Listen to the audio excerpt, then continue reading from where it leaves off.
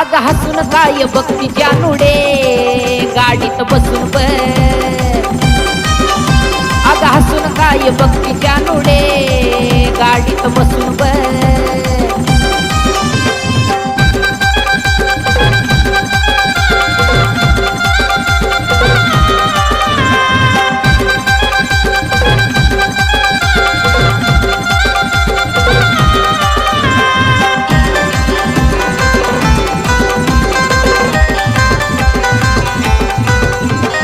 तुझ्यासाठी घेतली सुट्टी कुठेच नाही गेलो